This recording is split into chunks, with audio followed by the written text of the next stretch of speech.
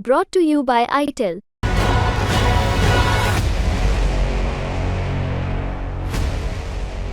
मुझे खुद इस बार बहुत ज़्यादा डाउटफुल लग रहा था बिकॉज ऑफ सीसैट। नींद तो आ जाती थी but through out the day सांस नहीं आती थी। मैं लंच खाने के लिए रेडी हुई थी, मैंने चावल सर्व करा था, मैं छोले डालने आई थी, मैं फ़ोन साथ में ऐसे रिफ़्रेश करी थी, मैंने डाले नहीं थे तभी रिफ़्रेश करके आ गया। तो उस दिन आपने भी ऐसा कुछ किया कि अब मेरा सिलेक्शन हो गया, अब मैं पार्टी करने जा रही हूँ? प्रिपरेशन में मेहनत के साथ किस्मत का कितना बड़ा फैक्टर?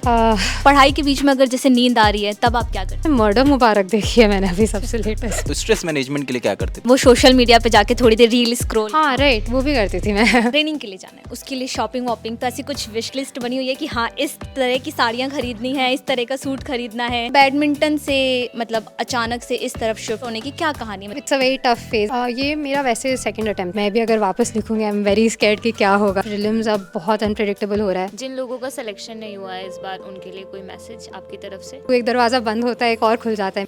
बचपन में एक कहावत सुनी थी, पेरेंट्स अक्सर कहते थे कि खेलोगे कूदोगे तो होगे खराब और पढ़ोगे लिखोगे तो बनोगे नवाब। या फिर एक ही बहुत नॉर्मल परसेप्शन था कि खेलने कूदने वाले जो बच्चे होते हैं वो पढ़ाई में बहुत अच्छा नहीं कर पाते। लेकिन समय बदल रहा है और ये जो धारणाएं हैं वो भी टूट रही हैं।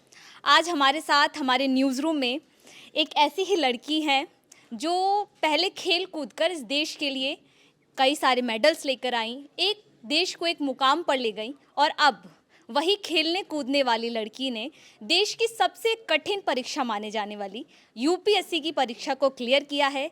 178वीं रैंक आई है। हमारे साथ हैं कुहू गर्ग। कुहू, आपका बहुत बहुत स्वागत है ललन टॉक में। Thank you. और सबसे पहले आपको ढेरों बधाइयाँ हमारी ओर से, हमारी टीम की ओर से, आपने Thank इतनी you. बड़ी परीक्षा को क्लियर किया है। सबसे पहले आप मुझे बताइए कि मुझे आपका नाम बहुत इंटरेस्टिंग लगा, आपका नाम किसने रखा है? मम्मी पापा ने ही रखा नाम। कोयल की जो आवाज़ है वहाँ से आता है कुहू का नाम। यस। को आपके बारे में हम पढ़ रहे थे तो उसमें पता चला कि आपने 19 इंटरनेशनल अवार्ड्स जीते हैं, मेडल्स लेकर आई हैं, आपने 56 नेशनल्स में मेडल लेकर आई हैं, और आप बैडमिंटन की बहुत शानदार प्लेयर रही हैं। बहुत कम उम्र से आप खेल रही हैं।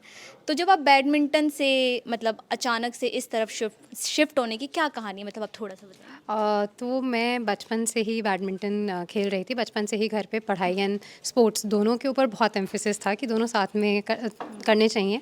And I think badminton was one of the sports जो हम लोग करते थे, और समहाउ उस पर मैं अच्छा परफॉर्म कर रही थी तो मैंने उसमें कंटिन्यू करा।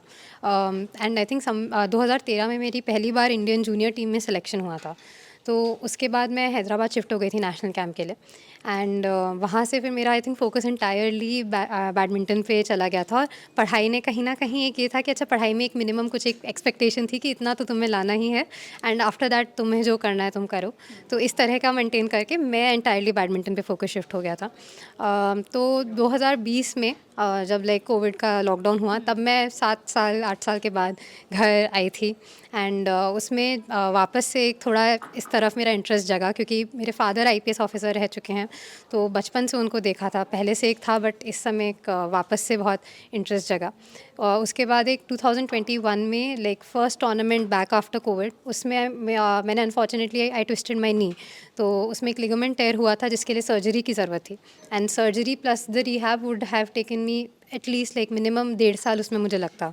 तो मुझे लगा बहुत एक वैसा डिफ़िकल्ट पीरियड था क्योंकि ये बिल्कुल next year Commonwealth games, Asian games and 2024 का ओलंपिक्स आने वाला था, और उस समय ऐसा सर्जरी हुआ तो बहुत डिफ़िकल्ट पीरियड था। मैंने उसमें काफ़ी फिर सोचा कि अच्छा सो अब व्हाट जब नेक्स्ट। डॉक्टर ने आपसे पहली बार सर्जरी को लेकर बात की, उसमें सबसे पहला ख्याल, सबसे पहला थॉट जो दिमाग में आया था वो क्या था?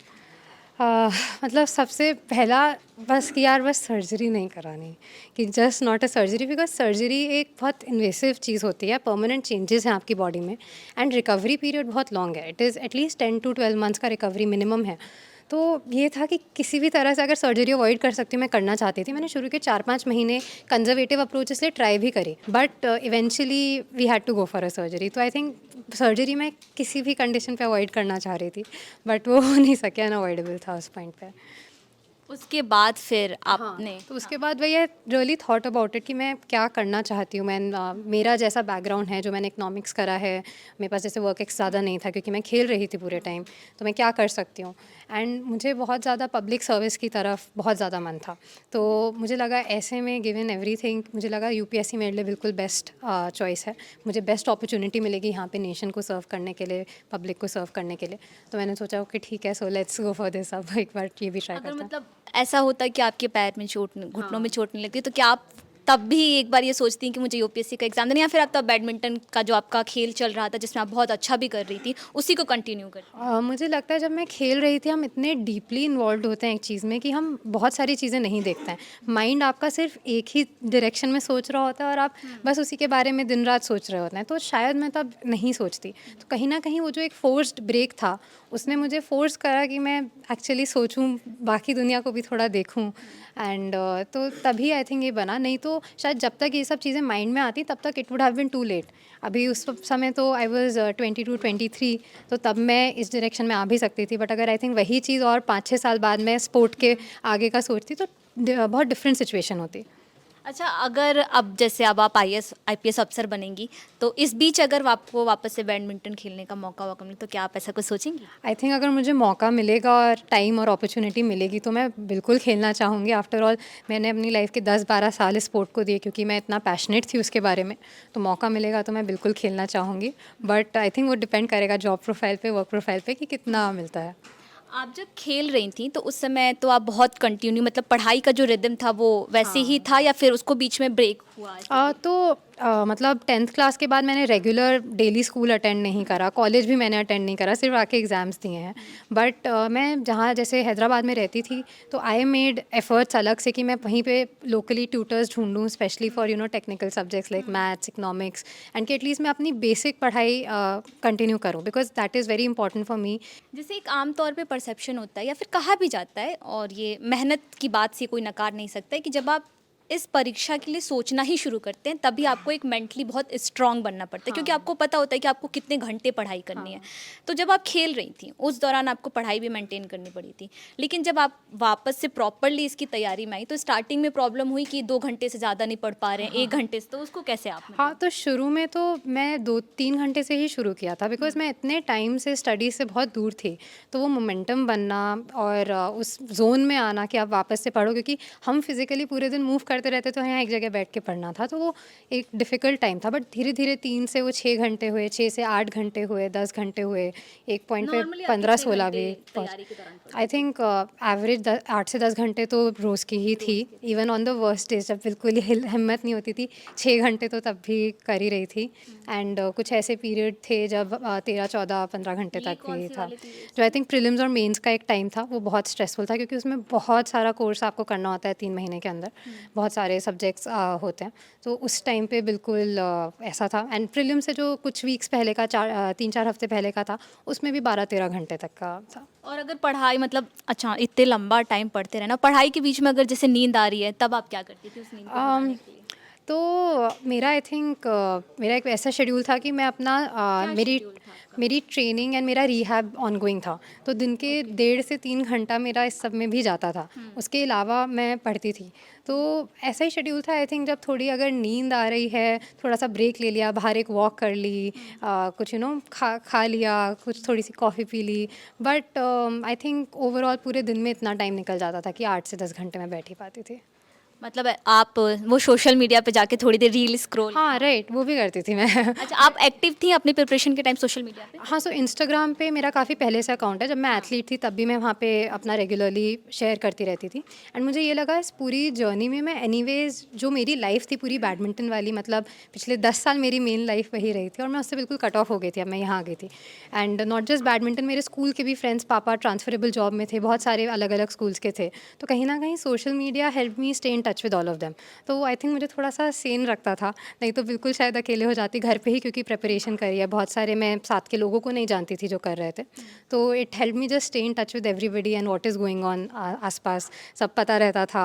तो हाँ, ब्रेक में वो भी इंस्टाग्राम खोला, थोड़ा देर स्क्रॉल करा, reels not necessarily just posts of people I follow, ये सब स्क्रॉल करा। यस, मतलब वो जो कहा जाता है कि अरे एकदम सोशल मीडिया से दूर हो जाओ इससे, तो वैसा आपने कुछ? हाँ, मेरे लिए I think that did not. हाँ, थोड़ा बहुत उनसे टच में थी। मतलब मैं देहरादून बहुत टाइम के बाद आई थी, तो मेरे देहरादून में बहुत सारे फ्रेंड्स नहीं थे, ओनली 1-2 फ्रेंड्स थे। बट एटलीस्ट बाहर जो फ्रेंड्स थे फिर उनसे मैं टच बना के रखती थी। और आपने जैसे अक्सर ये होता है ना कि प्री मेंस और इंटरव्यू एक के बाद एक सबसे टफेस्ट स्टेज होते हैं और नॉर्मली कहा जाता है कि बहुत बड़ा चक्रव्यूह है कि अगर आप एक बार इसमें घुस गए तो इंसान सोचता है एक अटेम्प्ट और एक अटेम्प्ट और, तो आपका ये पहले कौन सा अटेम्प्ट? ये मेरा वैसे सेकंड अटेम्प्ट था, मैंने एक प्रीलिम्स इससे पहले दिया था। हाँ जस्ट लास्ट ईयर। हाँ, बट उसमें मैंने तब जस्ट प्रिपरेशन स्टार्ट करी थी, like 4 months into my preparation. तो वो काइंड ऑफ एक ट्रायल की तरह मैंने दिया था कि एक ये भी होता है एग्जाम है तो आप थोड़ा और आपको मोटिवेट करता है पढ़ने आपने को। जब लास्ट ईयर वाला एग्जाम दिया था जो जिसमें हाँ। आपका सिर्फ प्रीलिम्स क्लियर नहीं हाँ। हुआ था, उसकी आपने तैयारी कितने दिन पहले से शुरू? वही 4-5 महीने ही करी थी तब, मतलब मैंने 4-5 महीने के बाद आपने प्रीलिम्स दिया? हाँ। एंड मतलब वो क्योंकि मुझे एक बार फील लेना था कि अच्छा लेट्स सी, तो उसके बाद ये वाली टाइम मैंने प्रॉपरली फिर पढ़ के प्लानिंग करके सब कुछ इस बार करा। एंड हाँ, मतलब इस बार yes। कहीं से कोचिंग कोई गाइड है? हाँ, मैंने एक फाउंडेशन कोर्स विजन IAS का करा था, बिकॉज मैं इतने ब्रेक के बाद आ रही थी, मुझे लगा था वो कोचिंग मुझे एक बेसिक डायरेक्शन थोड़ी सी दे देगी, थोड़ी मोटिवेट करेगी, it will help me get back in that zone. और उसके अलावा क्योंकि मैंने अपना कॉलेज में भी मैंने इकनॉमिक्स में BA ऑनर्स करा है, but I did not attend college, तो उसका भी मुझे कुछ याद नहीं था। एंड इकनॉमिक्स वॉज में ऑप्शनल, काफ़ी टफ ऑप्शनल था, तो उसके लिए भी फिर मैंने विभास झा सर के साथ उनका कोर्स किया था। So I did these two, but घर पे ही ऑनलाइन मोड में किया था। कुहू, जैसे 2 प्रीलिम्स आपने दिया है और नॉर्मली अभी बीते कुछ समय से लेकर एक यूपीएससी एस्पिरेंट्स का बहुत कंसर्न हो गया है कि जो सीसेट का एग्ज़ाम है वो बहुत टफ हो गया। मतलब जो बच्चे देकर भी आते हैं वो अक्सर ये कहते हैं कि वो इतना टफ हो गया कि कई बार इंजीनियरिंग वाले स्टूडेंट्स भी उसको नहीं क्लियर कर पा रहे। तो सीसेट के लिए मतलब आपने क्या स्ट्रेटजी अपनाई और कोई टिप्स जो आप उनको देना चाहेंगी? और सबसे बड़ी चीज़ कि कोई एक ऐसी गलती जो आपको अभी भी फील होती है कि मैंने अपनी तैयारी में ये गलती की थी, वो मेरे आने मतलब जो और बच्चे हैं जो तैयारी करें वो ये गलती ना करें। आई थिंक CSAT का तो आई डोंट फील कि I am the right person to say much, because मुझे खुद इस बार बहुत ज़्यादा डाउटफुल लग रहा था बिकॉज ऑफ CSAT कि शायद प्रीलिम्स ही ना निकले।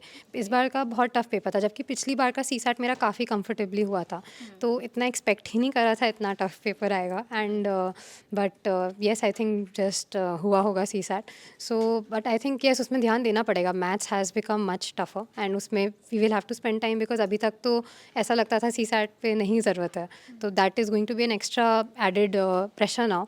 And other than that I think जो एक चीज़ जो मैंने पहली बार में गलती करी थी और अभी करी वो कि over those last 10 weeks before prelims I did multiple revisions and मैंने बहुत कंसाइज नोट्स बनाते गई थी, so that even on the last day before the exam मैं सारे एक बार अपने सब्जेक्ट्स जो भी मुझे बहुत इंपॉर्टेंट एंड फैक्चुअल चीज़ें लगती थी वो मैं एक बार पढ़ सकती थी at least. So I think that help me. But बाकी तो I think it's very unpredictable. Prelims अब बहुत अनप्रिडिक्टेबल हो रहा है एंड मतलब मतलब मैं भी अगर वापस लिखूँगी आई एम वेरी स्कैर्ड कि क्या होगा, सो आई डोंट नो, मतलब बहुत ही अनप्रेडिक्टेबल है।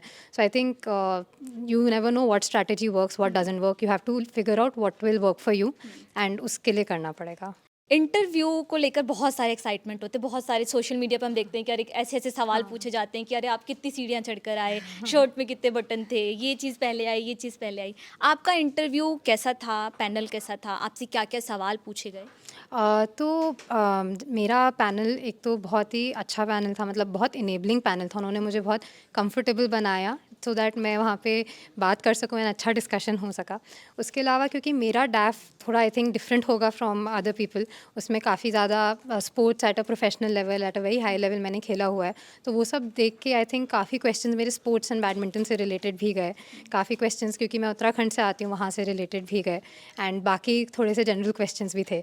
तो ओवरऑल आई थिंक एक बहुत ही यूनिक, बहुत ही अच्छा एक्सपीरियंस था। वहाँ पे इतने एक्सपीरियंस एंड इतने सीनियर सारे बोर्ड मेंबर्स बैठे थे एंड उनके साथ डिस्कस करना एक बहुत बहुत अच्छा एक्सपीरियंस था। कोई ऐसा सवाल इंटरव्यू में पूछा गया हो जिसको आपको सुन के लगा यही बहुत इंटरेस्टिंग, ये तो मेरे मतलब का सवाल है, इस पे तो बहुत अच्छा जवाब दूंगी। तो मुझसे सर ने लाइक सबसे पहले ही पूछा what was your happiest moment on court, and I think वो एक ऐसा था कि it took me back to a very happy memory and it made me comfortable for the rest of the interview.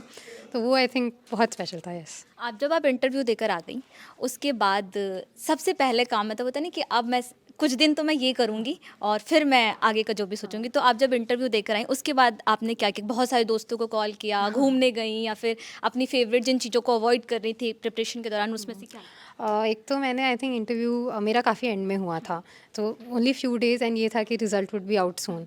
I think वो जो भी एक हफ्ता जितना भी टाइम था, I had a lot of food which I really like सारे, because पिछले कुछ दिनों से आई वाज थिंकिंग कि कहीं बीमार ना हो जाए, तो घर का ही खाना खा रही थी।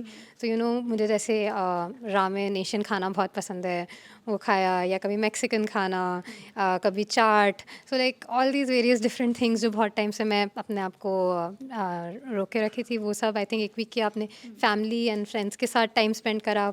And yes, and I think बहुत जल्दी फिर रिजल्ट तो आ ही गया था। रिजल्ट्स जिस दिन आने वाला था, क्या उससे पहले मतलब 1-2 दिन पहले से आपको पता चल गया था कि हाँ रिजल्ट आने वाला है एग्जैक्ट? तो एक्चुअली उसके 3 दिन पहले से एक एक्सपेक्टेशन थी शायद रिजल्ट अब आ जाए। तो वो फ्राइडे, मंडे, ट्यूसडे, मतलब बिल्कुल नींद आती थी? नींद तो आ जाती थी, but through out the day सांस नहीं आती थी। ऐसा लगता था लाइक कॉन्स्टेंटली आप रिफ़्रेश करो, चेक करो कि अब आएगा, तो बहुत एंग्शियस पीरियड रहता है फिर, बिकॉज शाम को तो ये होता है अब तो आज का दिन तो चला गया, अब तो कल देखेंगे, तो ठीक है शाम को it's fine, but that day जब टाइम। रिजल्ट आया था उस समय आप कहाँ थी? मतलब अपना फोन चेक कर रही थी, आप बैठी हुई थी या किसी का कॉल आया? तो नहीं, मैं एग्जैक्ट वो मोमेंट कैसे? मैं लंच खाने के लिए रेडी हुई थी, मैंने चावल सर्व करा था, मैं छोले डालने आई थी, मैं फ़ोन साथ में ऐसे रिफ़्रेश कर रही थी, मैंने डाले नहीं थे तभी रिफ़्रेश करके आ गया। उसके बाद मैंने डायरेक्टली रात को 11 बजे खाना खाया है। हाँ, मतलब फिर तो मतलब पूरा इसमें चले गया, ये यहाँ पे चावल ऐसे ही पड़े रह गया वो पूरे दिन। सो हाँ, मतलब दैट वाज आपने द अपना रिजल्ट खुद ही देखा? हाँ, मतलब बिकॉज मम्मी मेरी वो डीन है university of like GB Pant university Pantnagar में, तो she was in a different town, पापा मेरे अलग टाउन में थे, घर पे मेरा भाई वो अपने रूम में कहीं और था, तो मैं अकेले बैठ रही थी। किसी के या फिर भाई को आवाज भाई का एक्चुअली जब मैं ऐसे स्क्रॉल कर रही थी, मुझे नाम इमीडिएटली दिखा नहीं था, मुझे आई थॉट कि नहीं है, फिर किसी का मैसेज आया कॉन्ग्रेचुलेशंस, तब मैंने पूछा कहाँ दिखा है, क्या दिखा है, तब उन्होंने बताया, देन आई सॉ इट। तब तक भाई भी आया कि कितना आया, मुझे भी, उसको भी कहीं से मैसेज आए होंगे, तो तब देन वी सॉ पहला इट। कॉल किसको? कि मम्मी को? मम्मी पापा मम्मी को को? मम्मी को और पापा को? फिर नेक्स्ट पापा को। हाँ, हम ये भी बता दें कि कुहू के पापा जो हैं वो एक्स डीजीपी रह चुके हैं, उत्तराखंड में भी अपनी सेवाएं दी हैं। पापा से कितनी हेल्प मिली थी? आई थिंक पापा की गाइडेंस तो बहुत ही इंस्ट्रूमेंटल थी from the very first day. Even जब हमने सोचा कि एग्ज़ाम देना है, वहाँ से लेके पूरी प्लानिंग की, लाइक लॉन्ग टर्म साल भर की, फिर मंथ वाइज, वीक वाइज, सारी प्लानिंग। पापा क्लास लेते थे? क्लास नहीं लेते थे, बट वो आके रोज़ एक कि अच्छा आज क्या किया, आज क्या हुआ, कोई भी टॉपिक एक डिस्कस कर लिया उनके साथ, इस तरह का चलता था। फिर इंटरनल सिक्योरिटी और एथिक्स की तो उन्होंने बुक्स भी लिखी हैं, तो उन एरियाज़ में उनकी आई थिंक और भी ज़्यादा एक्सपर्टीज़ है, तो वो तो पूरा उनके साथ डिस्कशंस के थ्रू मैंने प्रिपेयर करा था। एथिक्स का पेपर तो फिर आपका अच्छा गया? वो तो I really don't know, I think ethics बहुत ही सब्जेक्टिव है, एंड इस बार पेपर बहुत ही नया टाइप्स का था, लाइक पूरा आपके कन्वेंशनल क्वेश्चंस नहीं आए थे, तो आई थिंक मार्क्स का तो बिल्कुल कुछ आइडिया है ही नहीं अभी, आई डोंट नो कैसा गया होगा। मार्कशीट जब रिलीज हाँ, होगी तब बट वही I think I try to do my best, जिस भी हर पेपर में ही मैंने अपना बेस्ट करने पापा की कोई ऐसे एक होता है, जैसे हम लोग भी एग्जाम में जाते थे तो पापा कहते थे कि सारे क्वेश्चंस करके आना, तो ऐसी कोई एक टिप जो आपको हर एग्जाम से पहले पापा की मिलती थी कि बेटा इस बात का तो ज़रूर ध्यान रखना? उन्होंने बस टेंशन मत लो, जस्ट हाँ, बस अपना करके आओ, अच्छे से करके आओ, सब अच्छा होगा। पापा से मतलब किसी पापा के टाइम्स की बुक्स और अब की बुक्स में तो खैर बहुत अंतर आ गया होगा, लेकिन फिर भी कुछ ऐसी चीज़, कोई उनके नोट्स, कोई उनकी बुक्स जो आपको इस एग्ज़ाम में हेल्प में आई है? मतलब आई थिंक उनकी कोई बुक्स से तो मैं ज़्यादा नहीं पढ़ा, बट उनकी जो उनका इतना 35 इयर्स का एक्सपीरियंस है, उससे मैंने इतना सीखा है, बहुत ज़्यादा उसकी मुझे हेल्प मिली है। एग्जाम्पल्स वगैरह आपको आंसर राइटिंग? एग्जाम्पल्स, फिर बहुत सारे जो सिचुएशनल क्वेश्चंस आते हैं, केस स्टडीज़ आती हैं, उनमें कि किस तरह होना चाहिए, इंटरव्यू के टाइम जो टॉपिक्स के डिस्कशंस होते थे, कि क्योंकि उनकी बहुत मैच्योर थिंकिंग होती है, हम उस हिसाब से चीज़ों को अलग तरह से देखते हैं, तो उसमें भी गाइडेंस बहुत मिली है, तो बहुत उसका तो बहुत ही इनवैल्यूएबल। इंटरव्यू से पहले पापा ने आपका कोई मॉक इंटरव्यू लिया था कि चलो तुम बैठो मैं तुमसे ये हाँ, मेरा सबसे पहला पापा ने ही लिया था। पहला मॉक इंटरव्यू पापा ने ही किया? हाँ, तो कैसा, बहुत स्ट्रिक्ट वाले फॉर्म में थे पापा या फिर थोड़ा सा ऐसे कि हाँ चलो? नहीं, वो कोशिश करी थी कि बिल्कुल हम प्रॉपरली ही करें, बट वही है कि वो फादर हैं, रोज़ उनके साथ डिस्कशन होता है, तो डिफरेंट फीलिंग होती है बहुत। ओके, हमारे साथ हमारे न्यूज़ रूम में भी कुछ साथी हैं जो आपसे, एक तो जब से सर की पोस्ट वायरल हुई अशोक सर की कि उन आपने जिस तरीके से एग्ज़ाम क्लियर किया, आपका जो पूरा सफ़र था, जो संघर्ष था, स्ट्रगल था, एक ख्वाब टूटा, फिर आपने एक नया ख्वाब जोड़ा, और उसके बाद से जो चीज़ें हुई, उसके बाद आप पीछे कुछ समय से काफ़ी ज़्यादा चर्चा में हो गई। हम ये सारी चीज़ें भी बात करेंगे, पर कुछ सवाल ले लेते हैं। हमारे न्यूज़ रूम के जो साथी हैं वो इस चीज़ को लेकर काफ़ी और हम अभी बीते कुछ समय से काफ़ी ज़्यादा जो टॉपर्स रहे हैं उनसे भी बात करें, अभी हमने 2-3 वीडियोस भी किए हैं, तो उसके लिंक भी हम आपको इसके डिस्क्रिप्शन में दे देंगे। हमारे साथ रजत हैं। कुछ जैसे एक मेरा छोटा सा सवाल है कि जब आपकी चोट लगी आपने बैडमिंटन से ब्रेक लिया तो क्या कोई बातचीत हुई थी, क्योंकि बहुत सारे ऑप्शंस थे, आप एमबीए भी कर सकते थे, आप किसी और उसमें भी जा सकते थे, तो क्या पापा ने बैठा के समझाया कि यार ट्राइड एंड टेस्टेड जॉब है, इसी में जाना चाहिए? नहीं, आई थिंक उस टाइम पे ये था, मुझे सबसे पहले बोला कि तुम ये सोचो तुम्हें करना क्या है, फाइनली तुम्हें किस डायरेक्शन में जाना है एमबीए के बाद, क्योंकि क्या ऑप्शंस होते हैं आपके पास। मैंने यही सोचा उस टाइम पे, 3-4 मुझे ऑप्शंस दिख रहे थे, एमबीए हो गया, मास्टर्स हो गया, स्पोर्ट्स रिलेटेड, क्योंकि मैंने स्पोर्ट्स मैनेजमेंट का भी किया है, और एक मुझे सिविल सर्विसेज दिख रहा था। तो मेरा खुद से मन था कि मैं कहीं जाऊँ जहाँ पब्लिक सर्विस के लिए कर सकूँ, कंट्री को बहुत डायरेक्टली मैं नेशन की सर्विस कर सकूँ, एंड मुझे लगा सिविल सर्विसेज उसकी बेस्ट अपॉर्चुनिटी मुझे देगा। तो तब आई थिंक उन्होंने भी बोला कि हाँ, अगर तुम्हें ऐसा लगता है देन तुम्हें बिल्कुल उसके लिए जाना चाहिए, एंड फिर उन्होंने मुझे बहुत इनकरेज करा। कल एक पवन बहुत ट्रेंड कर रहे हैं, कल शाम से एक वीडियो उनकी वायरल हो रही है उनके घर की, और कल हमारी रात में उनसे बातचीत भी हुई। तो जब उनसे हम लोग ने काफ़ी देर बात करने के बाद जब ये पूछा कि फिल्में देखते हैं कि नहीं देखते, तो पवन ने क्वेश्चन भी एंड नहीं करने दिया, अरे फिल्में तो हम ज़रूर देखते हैं और कोशिश करते हैं कि इधर फिल्म आए उधर हम देख लें। तो फिल्में वगैरह देखती हैं? हाँ, मैं थोड़ी फिल्म्स, टीवी सीरीज़ ये सब देखती हूँ अपने। हाँ, मतलब प्रिपरेशन के टाइम आई थिंक जैसे लंच ब्रेक है, साथ में अपना लैपटॉप खोला, कुछ तो चला ही लिया, तो ऐसे दिन में हो जाता था। सबसे लास्ट वाली कौन सी? लास्ट फिल्म आई थिंक शायद से मर्डर मुबारक देखी है मैंने अभी, सबसे लेटेस्ट। बिल्कुल जैसे जब बिल्कुल ब्रेक चाहिए था आपकी, कुछ भी जो भी कुछ इंटरेस्टिंग दिख रहा है लगा दिया था, तो I think that's the last movie I saw. हमारे साथी हैं प्रशांत। कुहू, मैं ये जानना चाहूँगा, आप एक आईपीएस में ब्यूरोक्रेट की बेटी हैं, तो कितना वो बैगेज होता है कि नहीं यार मुझे भी सिविल सेवा में जाना है और देश की सेवा करनी है, ऐसा आपके साथ था? मतलब क्या एक्सपीरियंस है वो? आई थिंक मुझे वो ज़्यादा इतना बैगेज फील नहीं हुआ। बचपन से ही पेरेंट्स ने बोला तुम्हें जिस तरफ इंटरेस्ट है करो, एंड स्पोर्ट्स का भी जो मेरा पूरा करियर था बहुत अनकन्वेंशनल था, तो उसमें भी उन्होंने मुझे पूरा ही सपोर्ट करा।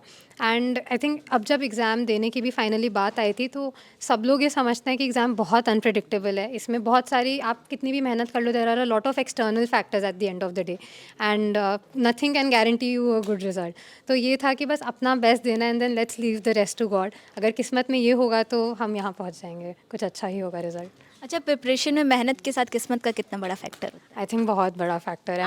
हाँ, मुझे ये लगता है, मतलब I think all the 3 phases, prelims में जैसे नेगेटिव मार्किंग जिस तरह से होती है, nobody knows all the questions.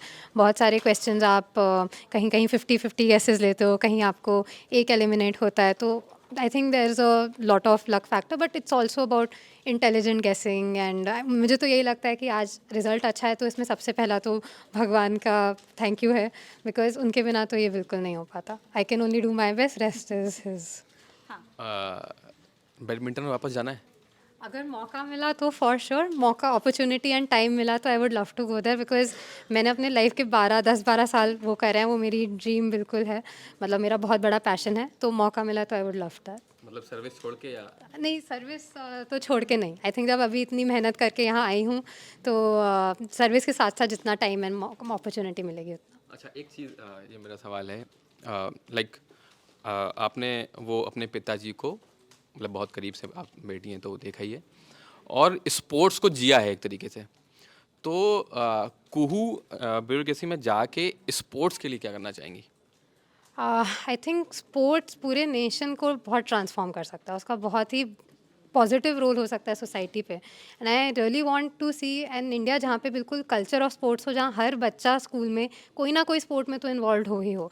तो मेरा ड्रीम तो ये है, एंड आई थिंक जब हर बच्चा इन्वॉल्व होगा तो हमारे पास एक नहीं बहुत सारे नीरज चोपड़ा, बहुत सारे साइना एंड सिंधुज होंगे। तो वो स्पोर्ट्स कल्चर अगर डेवलप कर सकूँ मैं, starting at any level, I think that would be very great. हमारे साथ मनीषा भी हैं। हाय कुहू, मेरा सवाल ये था कि जैसे आपके फादर डीजीपी रह चुके हैं, तो कभी बचपन में कोई एक ऐसा केस आपने उनसे सुना या फिर देखा, या फिर जिसको देख के आपको ऐसा लगा कि यार पापा ने ये कर दिया है तो मैं भी ये कर लूँ क्या? ऐसा कुछ बचपन में हुआ? जैसे मेरे फादर इंजीनियर हैं, तो बचपन में क्या होता था कि हमारा घर था, उसके ऊपर की सिविल इंजीनियर है वो, तो रोड बन रही है तो पापा रात को वहीं से घर ऑफिस जा रहे हैं, वैसे वो करे, तो मैंने कहा यार पापा का काम सही है, मुझे भी करना चाहिए। तो ऐसा कुछ हुआ कभी? एक उनकी हीरा सिंह के एनकाउंटर की स्टोरी बहुत सुनी। I was not even there at that time, but वो स्टोरी जैसे वो मतलब स्टोरी सुनती हूँ उसमें बिल्कुल गूज़बम्स आ जाते हैं, इतना उनका क्रेज़ी एक्सपीरियंस रहा है। तो आई थिंक उससे एक बड़ा मिलता है कि वाओ यार, मतलब कैसे कैसे अमेजिंग काम कर रहे हैं पापा ने। तो that is a very crazy story. और जैसे हम लोग मुखर्जी नगर गए थे तो हम लोग लेट हो गए थे, तो जिन लोगों का सिलेक्शन हुआ वो लोग पास हो गए, सिलेक्शन हो गए, वो लोग पार्टी करने चले गए। तो उस दिन आपने भी ऐसा कुछ किया कि अब मेरा सिलेक्शन हो गया, अब मैं पार्टी करने जा रही हूँ? ऑनेस्टली उतना टाइम नहीं मिला। There was way too much attention that day and there were too many people coming home and मैं उस वक्त अकेली थी, मॉम डैड नहीं थी, तो I was just there the whole day. रात को मैं अपने भाई के साथ एक अच्छी जगह डिनर करने गई थी। I went to eat ramen which is one of my favourite dishes. So I think yes, that was my party that day. और है ना, कई ऐसे दोस्त भी हमें मिले कि मेरे मेरे अगर किसी फ्रेंड का सिलेक्शन हो गया तो मैं भी उसके साथ पार्टी करने जा रही हूँ। तो आपके भी ऐसे कोई दोस्त हैं कि मेरा सिलेक्शन हो गया लेकिन मेरा फ्रेंड मेरे लिए बहुत ज़्यादा खुश हो रहा है और वो बोल रहा है कि चल ना यार, तेरे लिए तो पार्टी करने चलते हैं, मेरा नहीं हुआ तो कोई बात नहीं, ऐसे कोई फ्रेंड्स? सो मैं यूपीएससी के एक्चुअली मैंने क्योंकि घर पे रह के प्रिपरेशन करी, मैं बहुत सारे लोगों से कनेक्टेड नहीं थी। मैं 2-3 लोग से ही कनेक्टेड थी जो इस साल एग्ज़ाम दे रहे थे and fortunately all of them are in the services at this time. So बाकी जो मेरे बैडमिंटन एंड स्कूल एंड सब जगह के फ्रेंड्स थे, they were all so excited and they were so happy. उन सबसे बहुत सारा है कि अब बस now the party is due, इतने साल से you been in your room and just studying, so now it's time to celebrate. जिन लोगों का सिलेक्शन नहीं हुआ है इस बार, उनके लिए कोई मैसेज आपकी तरफ से? मेरा मैसेज तो यही है कि इफ़ आपको यही करना है then you should go for it once again and if not, I think the entire journey teaches you so much. इतना सारा हम पढ़ते हैं, इतनी सारी चीज़ें हमें पता चलती हैं, तो life has so many things to do. एक दरवाज़ा बंद होता है, एक और खुल जाता है। मेरे साथ भी ऐसा काफ़ी सिमिलर एक्सपीरियंस था। सो देन आई थिंक आप इस सारी अपनी जो नॉलेज है उसको प्रैक्टिकली कहीं भी यूज़ कर सकते हैं। अभी तो इतनी India is the fastest growing economy and we have so many opportunities, तो आई एम श्योर कुछ ना कुछ तो आप वंडरफुल कर सकते हैं। अच्छा, इसी से जुड़ा हुआ मेरा भी एक सवाल है कि अटेम्प्ट्स बहुत हैं। नॉर्मली अगर आप कम एज में एग्ज़ाम की प्रिपरेशन शुरू कर रहे हैं, आप एग्ज़ाम दे रहे हैं, तो अटेम्प्ट्स बहुत हैं। आपको क्या लगता है कि ठीक है, इतने अटेम्प्ट्स देने के बाद बस हो गया, अगर इतने में नहीं हुआ तो अब आप बाकी वाले छोड़ दिया, या फिर एकदम आखिरी तक वाले अटेम्प्ट्स देते रहना चाहिए? आप मतलब एक इस पे आपकी कोई राय होगी? आई थिंक एक बहुत पर्सनल चीज़ है बिकॉज हर किसी का इंडिविजुअली आप इस पे क्या मानती है? अगर आप मतलब मुझ में शायद इतनी पेशेंस नहीं होगी कि मैं इतने साल ऐसे मतलब बैठूं। मतलब I would probably give my self a limit कि मैं इतने अटैम्प्ट दूंगी and if not I would move on. I can't say that right now. इस सिचुएशन में मैं वो नहीं बोल सकती हूँ, बट आई थिंक हाँ, मतलब मुझ में शायद उतनी पेशेंस नहीं है कि मैं I see it to the end the people who do have it, I have so much respect for them, क्योंकि मुझे तो अभी 1 साल में ही ऐसा लगता है कि ओके तो बहुत बहुत एग्जॉस्टिंग था एंड यस। मैं ये जानना चाह रहा था, आपके फादर जब यूपी और उत्तराखंड एक ही था तो काडर भी एक था, तो वंस आई डोंट नो आपको पता है कि नहीं, आप छोटे भी रहे होगे बहुत, तो वो शायद इलाहाबाद में पोस्टेड थे और 1992 में जब राम मंदिर वाला इशू हुआ था तो हफ्ते हफ्ते पर वो सोते नहीं थे। तो उस वक्त अगर आप अपना एक्सपीरियंस बताओ, जब पिताजी ड्यूटी पे हैं लगातार आ ही नहीं थी रहे ही हैं। नहीं, बट ये वाले फेजेस थे पापा की जॉब के, I was very young, but mummy इनके किस्से बताती हैं कि उनको कितनी टेंशन होती थी कॉन्स्टेंटली। वो भी कहीं आसपास किसी एक कार में she would be roaming around कि कुछ खबर रहे, क्या चल रहा है क्या नहीं चल रहा है। पापा से बात करते मतलब कि उनको कुछ भी चाहिए वहाँ पे भिजवाने का। तो मैंने खुद से ये चीज़ नहीं एक्सपीरियंस करी है, but yes I have heard a lot of stories about it कि बहुत आई थिंक डिमांडिंग जॉब है, 24/7 है, रात के किसी भी टाइम कभी भी आपको ड्यूटी कॉल कर सकती है। जैसे आपने बताया कि आप 10-10 घंटे पढ़ते थे और ज़्यादा लोग नहीं थे जिनके साथ आपका इंगेजमेंट हो, तो स्ट्रेस मैनेजमेंट के लिए क्या करते थे? कि देखिए जैसे मुखर्जी नगर है, राजेंद्र प्लेस है, यहाँ पे बहुत लोग रहते हैं, मन नहीं लगा पढ़ाई, हम गए 4 लोगों से मिलाए, फिर से रिफ़्रेश हो गए और काम शुरू कर दिया। तो आप क्या करते थे उसके लिए? मेडिटेशन करते थे या कुछ और प्लान था आपका? एक्चुअली मेरा पूरा लाइक रिहैब वाला प्रोसेस वाज ऑनगोइंग, तो मेरा फिर भी दिन का 1.5 से 3 घंटे का physical activity was there, rehab and some time to badminton, some time to training. तो ये थ्रू आउट माई जर्नी चला, एक्सेप्ट फॉर दोज पीरियड जब वो बिल्कुल टाइम बढ़ाना पड़ा था, लाइक प्रीलिम्स एंड मेंस के बीच का टाइम या प्रीलिम्स से 4-5 हफ्ते पहले। तो उसके अलावा मैं पूरे टाइम अपना physical fitness and training was on going. तो आई थिंक एक तो वो स्ट्रेस बस्टर होता था, एंड उसके अलावा I think just watching any series, scrolling on Instagram, talking to friends, ये सारी चीज़ें ही हेल्प करती हैं। बिकॉज हाँ, मतलब it's a very tough phase, it's a very lonely journey भी है, बहुत लंबी जर्नी भी है, but there are friends who have your back, there is family who has your back. तो इन सब के सहारे ही आई थिंक हम चल पाते हैं। कोई ऐसा एग्ज़ाम है ना कि इसमें सबकी अपनी अपनी तैयारी की स्ट्रेटजी होती है, सबका अपना अपना एक होता है।